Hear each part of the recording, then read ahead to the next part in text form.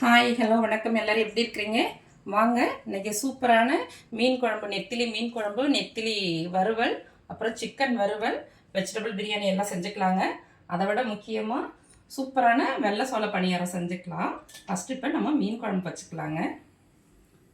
பாருங்க, அடுப்பு ஆன் பண்ணி 2 ஸ்பூனு எண்ணெய் சேர்த்தாச்சு. எண்ணெய் காயட்டும். அடுப்பில் வெஜிடபிள் பிரியாணி செஞ்சுக்கலாங்க. அதுக்கு 3 ஸ்பூன் எண்ணெய் சேர்த்துக்கிறேன். கூடவே 1 ஸ்பூன் நெய் சேர்த்துக்கலாம்.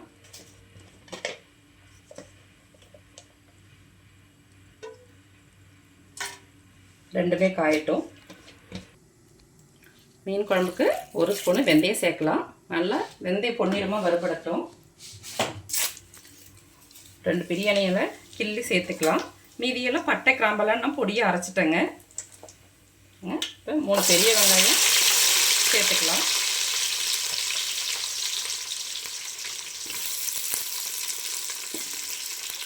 அது கூடவே 3 கீரின பச்சை மிளகாய் சேர்த்துக்கலாம். இது நல்லா வதங்கட்டும். இதுவே நல்லா பொன்னிறமாக வதங்கட்டும்.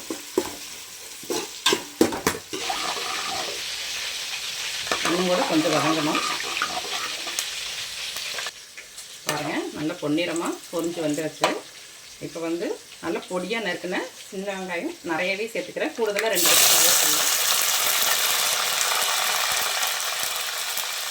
கீரின பச்சை மிளகாய்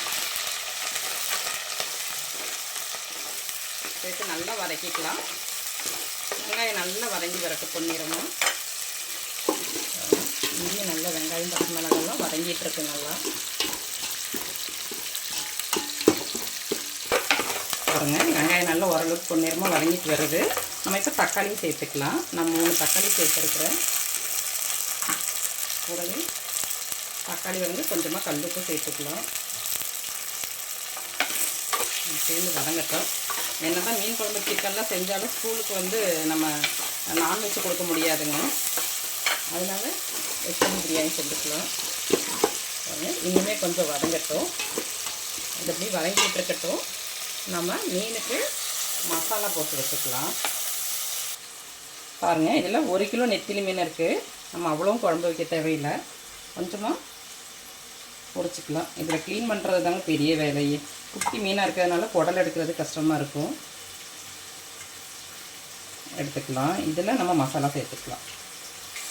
கொஞ்சமாக ஒரு 1/2 ஸ்பூன் தனி மிளகாத்தூள் சேர்த்துக்கலாம். கொஞ்சம் உப்பு, 1/2 ஸ்பூனு நம்ம குழம்புக்கு போடும்ல குழம்பு மிளகாத்தூள், அதே தான் சேர்த்துருக்குறேன். இங்கே வெங்காயம் நல்லா பொன்னிறமாக பிரியாணிக்கு வதங்கிருக்கு. இப்போ நம்ம தக்காளி சேர்த்துக்கலாம். ஃபஸ்ட்டே இஞ்சி போட்டு சேர்த்தோம்னா அடி பிடிக்கும். அதனால் தக்காளி சேர்த்துட்டு அப்புறமா நம்ம இஞ்சி போட்டு சேர்த்துக்கலாம். இது கூடவே கொஞ்சம் புதினா மல்லியும் சேர்த்துக்கலாம். சேர்ந்து வதங்கட்டும். நம்ம கொஞ்சமாக இதுக்கு உப்பு சேர்த்துக்கலாம்.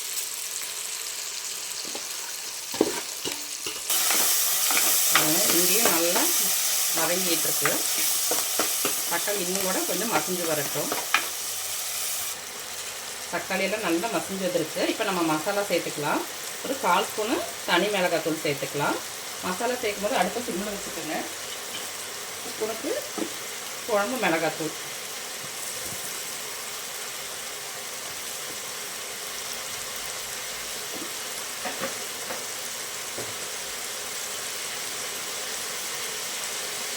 சேர்த்து நல்லா வதக்கிக்கலாம். அடுப்பை நல்லா சிம்மில் வச்சுக்கணும். மசாலா கரிஞ்சிடும். நம்ம அப்படியே பிரியாணிக்கும் வதக்கிக்கலாம்.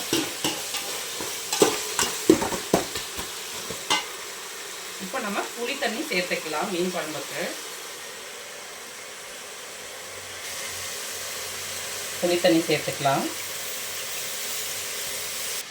பாருங்க, மசாலா சேர்த்தாச்சு. இப்போ நல்லா கொதிச்சு வரணும். அந்த பச்சை வாசனை எல்லாம் போகணும். கொதிச்சுட்டே இருக்கட்டும்.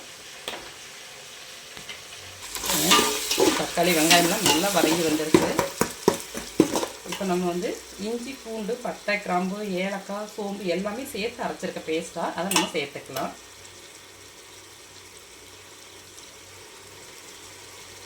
இப்படி சேர்க்கும் போது அடி பிடிக்காமல் இருக்கும். நல்ல பிரியாணிக்கு செய்ய சேர்த்து நல்லா கலந்துக்கலாம். இது கூடவே நம்ம மிளகாத்தூள் சேர்த்துக்கலாம். இதுக்கு தேவையான மிளகாத்தூள் சேர்த்துக்கலாம். நான் 1/2 ஸ்பூன் சேர்த்துக்கிறேன்.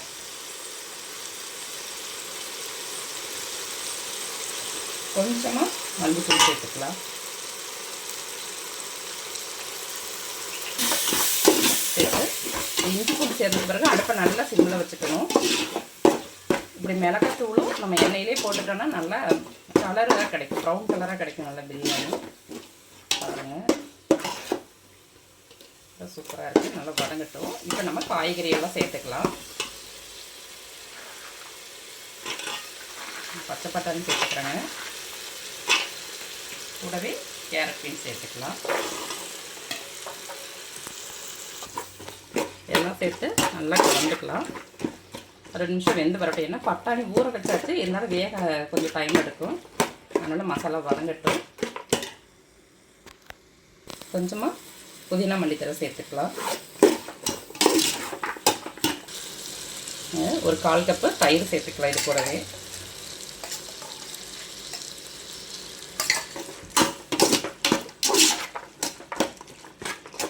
வதங்கட்டும். நம்ம தண்ணி சேர்த்துக்கலாம். நான் சீரக சம்பா ரைஸ் எடுத்துருக்கிறேன். 1 டம்ளருக்கு 1.25 டம்ளர் தண்ணி சேர்த்துக்கோங்க. இப்போ நம்ம உப்பு சேர்த்துக்கலாம். முதல்ல கொஞ்சம் உப்பு சேர்த்துருக்கோம், பார்த்துட்டு சேர்த்துக்கோங்க. நல்லா கொதிக்கட்டும். பாருங்கள், மீனில் வந்து உப்பு மிளகாத்தூள்லாம் சேர்த்தாச்சு. நம்ம அப்படியே கலந்து வச்சுக்கலாம். வேறு எதுவுமே சேர்க்க தேவையில்லைங்க. இது எல்லாமே வீட்டு மசாலா தான். அப்படியே வடகை மாதிரி பொரிஞ்சிடும். அவ்வளோ சூப்பராக இருக்கும். மசாலாலாம் பிரியாது எண்ணெயில். இது 10 நிமிஷம் அப்படியே ஊறிட்டு இருக்கட்டும். பாருங்கள், மீன் குழம்பு நல்லா கொதிச்சுட்டு இருக்கு. நீங்கள் உப்பு காரமெல்லாம் பார்த்து சேர்த்துக்கோங்க. இன்னுமே நல்லா சுண்டி வரட்டும் குழம்பு. பாருங்கள், மீன் குழம்பு சூப்பராக கொதிச்சிருச்சு. நம்ம ஒரு 1/4 மூடி தேங்காய் அரைச்சி சேர்த்துக்கலாம்.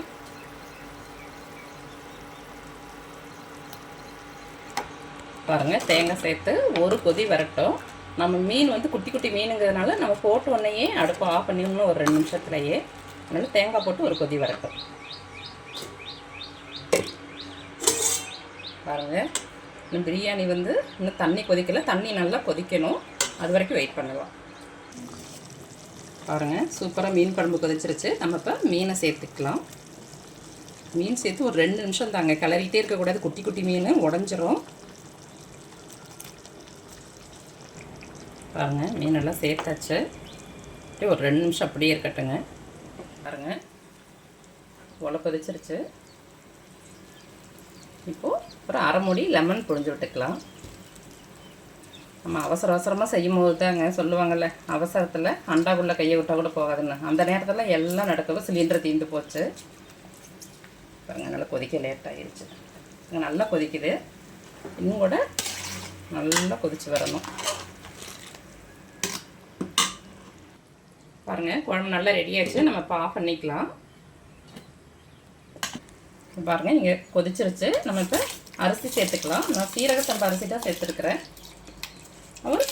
இப்போ தாளிக்க ஆரம்பிக்கும் போது இந்த அரிசியை நான் ஊற வச்சுட்டேன். கரெக்டாக ஒரு 15 to 20 நிமிஷம் ஊறுனா போதும். இல்லாட்டியும் நீங்கள் கரெக்டாக தாளிக்க ஆரம்பிக்கும் போது ஊற வச்சிங்கன்னா கரெக்டாக இருக்கும். அரிசி சேர்த்து நல்லா கலந்து விட்டுக்கோங்க.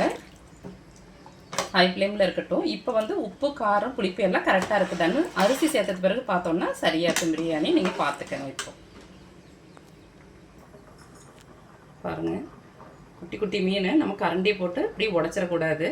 பாருங்கள், சூப்பரான நெத்திலி மீன் குழம்பு ரெடியாச்சு. போய் கலர முடியாது, அப்படியே இது இருக்கட்டும். அப்படி நம்ம சிக்கன் வறுத்துக்கலாம். 2 ஸ்பூன் எண்ணெய் சேர்த்துக்கலாம். எண்ணெய் நல்லா காயட்டும். 1/4 ஸ்பூனு சோம்பு சேர்த்துக்கலாம். சோம்பு நல்லா பொரிஞ்சு வரும்போது வாசனை ரொம்ப நல்லா இருக்குங்க சிக்கனுக்கு. அப்படியே சைடில் பிரியாணியையும் அப்படியே கலந்து விட்டுக்கலாம். தண்ணி இஞ்சி வர வர நம்ம வந்து அடுப்பில் ஃப்ளேம் வந்து கம்மி பண்ணிக்கணும். அரிசி மட்டமும் தண்ணி மட்டமும் கரெக்டாக வரணும். அது வரைக்கும் கொதிக்கட்டும். பாருங்கள், சோம்பு சூப்பராக பொரிஞ்சிருச்சு. நம்ம கருவேப்பிலை வெங்காயத்தை வச்சுக்கலாம்.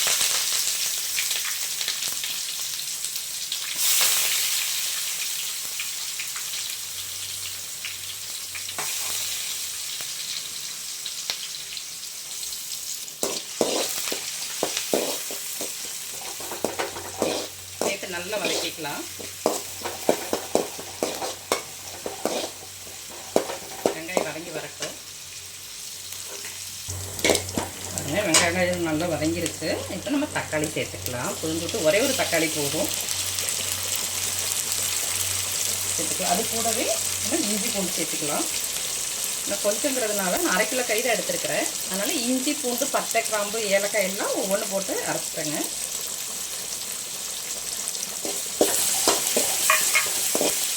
சேர்த்து நல்லா வதக்கிக்கலாம்.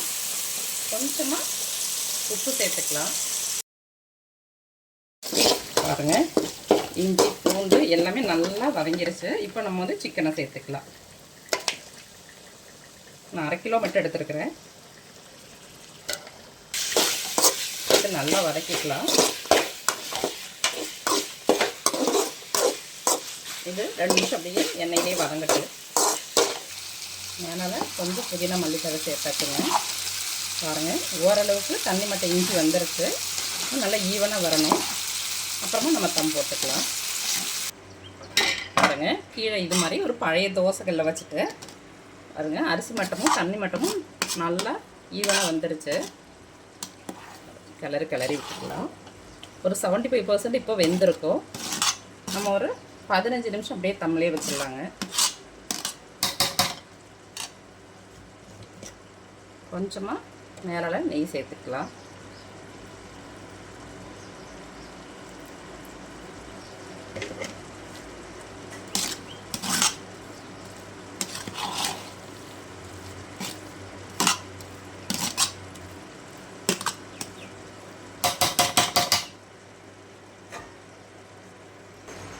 லைட்டாக ஒரு மூடி போட்டு இது மாதிரி இடிக்கிற கல் வச்சு வெயிட் போட்டுக்கலாங்க.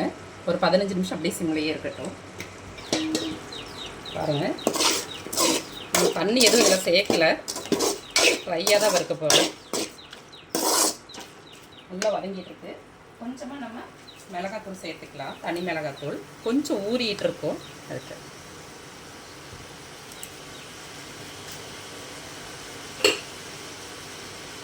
கொஞ்சம் உப்பு சேர்த்துக்கலாம். இப்போ கல்லுப்பு சேர்த்தோம்னா கரையாது. நம்ம தண்ணி சேர்க்கல இல்லையா, அதனால் நல்லா நைஸ் உப்பு சேர்த்துக்கோங்க. சேர்த்து நல்லா கலந்துக்கலாம். நம்ம இன்னும் மசாலா இன்னும் சேர்ப்போம். இப்போ வதங்கட்டும். இன்னொரு 2 நிமிஷம் வதங்கட்டும். நம்ம மூடி போட்டுக்கலாம். ஒரு 1/2 ஸ்பூனு குழம்பு மிளகாத்தூள் சேர்த்துக்கலாம். நம்ம சேர்த்து நல்லா கலந்துக்கலாம்.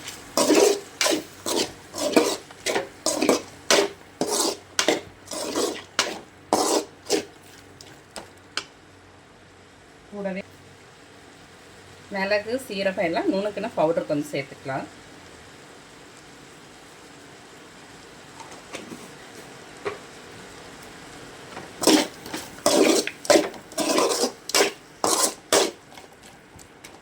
மசாலாவோட பச்சை வாசனையில் நல்லா போகட்டும். அப்படியே வெந்துட்டுருக்கட்டுங்க. பாருங்கள், சூப்பரான சிக்கன் வறுவல் ரெடியாச்சு. சூப்பராக இருக்கும். ரசம் சாதம், தயிர் சாதம், எல்லா சாப்பாட்டுக்குமே, சாம்பார் சாதம் எல்லாத்துக்குமே ரொம்ப நல்லாயிருக்கும். கொஞ்சமாக நம்ம மல்லிக்கீரை சேர்த்துக்கலாம்.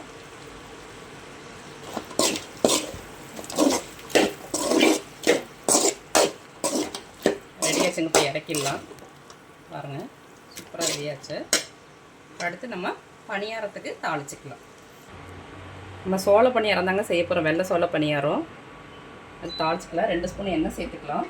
எண்ணெய் நல்லா காய்த்தும். இங்கே பாருங்கள், நான் மாவு இப்படி எடுத்து வச்சுருக்கிறேன். இது நேற்றே எடுத்து அரைச்சாச்சுங்க. நல்லா 2 டம்ளரு வெள்ளை சோளம் எடுத்துக்கிட்டோம்னா 1 டம்ளரு பச்சரிசியும் 1 டம்ளரு புழுங்கலரிசியும் இல்லை இட்லி அரிசி எது ஒன்று சேர்த்துக்கலாம். அப்புறம் 1 ஸ்பூனு வெந்தயம், நல்லா 1 டம்ளர் உளுந்து சேர்த்து நல்லா அரைச்சி வச்சுருக்குறேங்க. 6 மணி நேரம் ஊற வச்சு நல்லா 6 மணி நேரம் புளிச்சிருச்சுங்க. இப்போ நம்ம கடுகு சேர்த்துக்கலாம். இங்கே கடுகு கொஞ்சம் கூடுதலாக சேர்த்துக்கலாம்.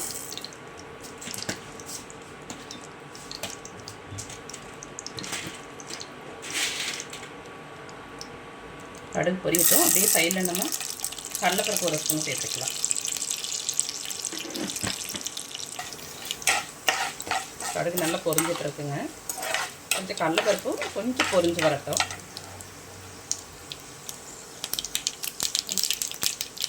பொடியாக நறுக்குன சின்ன வெங்காயம் இல்லை பெரிய வெங்காயம் எது வேணாலும் சேர்த்துக்கலாங்க. நான் 2 கலந்து சேர்த்துருக்குறேன்.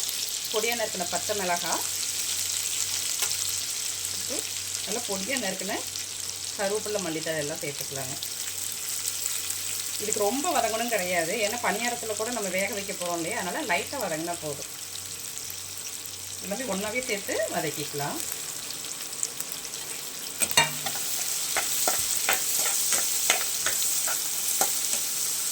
நான் வந்து மாவுலேயே உப்பு சேர்த்துட்டேன், அதனால் இதில் எதுவும் உப்பு சேர்க்கல. பத்தாட்டியும் பார்த்துக்கிட்டு சேர்த்துக்கலாம். பாருங்கள் வதங்குறது போதும். இப்போ வந்து நம்ம எடுத்து மாவில் சேர்த்துக்கலாம். இதை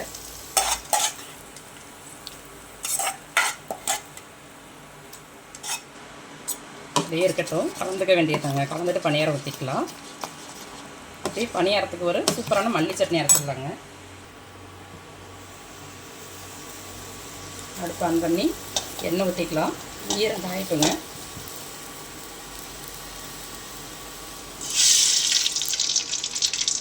ரெண்டு ஸ்பூன் எண்ணெய் சேர்த்துக்கலாம். கூடவே 2 ஸ்பூனுக்கு கடலைப்பருப்பு சேர்த்துக்கலாம். நீங்கள் 1 ஸ்பூனு உளுத்தப்பருப்பு 1 ஸ்பூனு கடலைப்பருப்பு கூட சேர்த்துக்கலாம். நல்லா பொரியட்டும். கடலைப்பருப்பு ஓரளவுக்கு ப்ரௌன் ஆகிருக்கு. நம்ம வெங்காயம் சேர்த்துக்கலாம். கூடவே காரத்துக்கு தகுந்த மாதிரி பச்சை மிளகாய் கீரி சேர்த்துக்கங்க, இல்லாட்டி எண்ணெயில் போட்டால் வெடிக்கும்.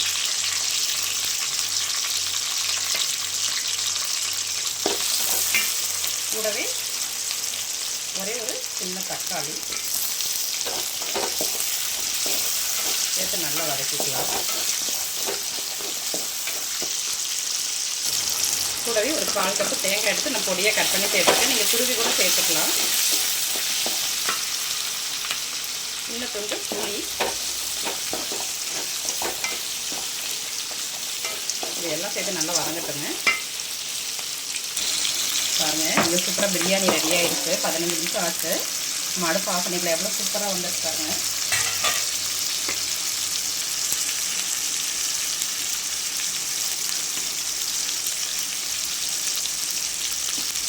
நல்லா உதிரி உதிரியாக இருக்குது. நம்ம அடுப்பு ஆஃப் பண்ணிக்கலாம். பாருங்கள் வதங்கிருக்கு. நம்ம அடுப்பு ஆஃப் பண்ண போகிற நேரத்துக்கு நம்ம வந்து என்ன சேர்த்துக்கலாம்னா மல்லித்தழை சேர்க்கணும். ரொம்ப சேர்த்து மல்லித்தழையை வதக்கக்கூடாது.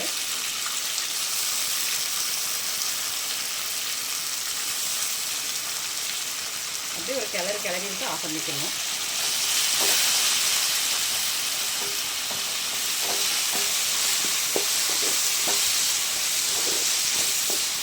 நல்லா ஆஃப் பண்ணிடலாங்க அடுப்பை. பணியாரம் ஊற்றிக்கலாம். நம்ம சோள பணியாரம்.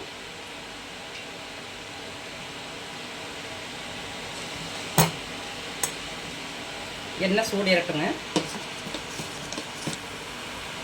எண்ணெய் சூடேறவும் அடுப்பு வந்து கரெக்டான ஃப்ளேமில் வச்சுக்கோங்க. ரொம்ப ஹை ஃப்ளேமில் வைக்கக்கூடாது.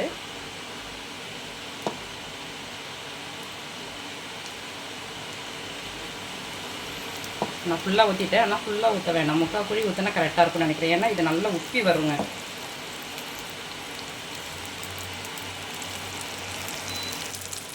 நல்லா வேகட்டும். வெந்து நம்ம திருப்பி எடுத்துக்கலாங்க. பாருங்கள் சூப்பராக மல்லி சட்னி ரெடி ஆகிடுச்சுங்க. நீங்கள் தாளிக்கிறேன்னா தாளிச்சிக்கலாம். கூடவே தேங்காய் சட்னி, கார சட்னி நம்ம அரைச்சாச்சு. சோள பணியாரமும் ரெடி ஆச்சு. அப்படியே ஒரு ஆம்லேட்டும் போட்டாச்சுங்க. பணியாரம் வெந்துட்டுருக்கு. பாருங்கள் சைடில் அப்படியே மீன் பொரிச்சிக்கலாம். நம்ம கொஞ்சமாக எண்ணெய் வச்சு பொரிச்சிக்கலாம் போதும். இப்படி பொரியட்டும். பாருங்கள் ஒரு சொட்டு கூட எண்ணெய் குடிச்சிருக்காது. பாருங்கள் எவ்வளோ சூப்பராக நல்லா பொரிஞ்சு வந்திருக்குதுன்னு சொல்லிட்டு. நம்ம தேவையானப்போ அப்படியே சுட சுட பொரிச்சிக்கலாங்க. இப்போ போதும். பணியாரமும் ரெடி ஆகிடுச்சு பாருங்கள் அழகாக. நம்ம பொறுமையாக வேக வச்சு எடுத்தோன்னா நல்ல பொன்னிறமாக வருங்க.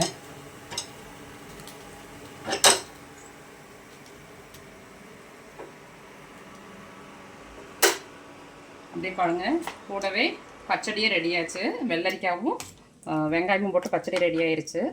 அப்படியே பாருங்கள் சூப்பராக மீன் குழம்பும் மதியானத்துக்கு ரெடி பண்ணியாச்சுங்க. நம்ம வெள்ளை சாப்பாடு ரசமும் வச்சுக்கலாம். இன்றைக்கி காலையிலேக்கு பிரேக்ஃபாஸ்ட்டும் லஞ்சும் முடிஞ்சிருச்சுங்க. நீங்களும் இது மாதிரி ஹெல்த்தியாக செஞ்சு சாப்பிட்டு ஆரோக்கியமாக இருங்க. Okay bye, thank you.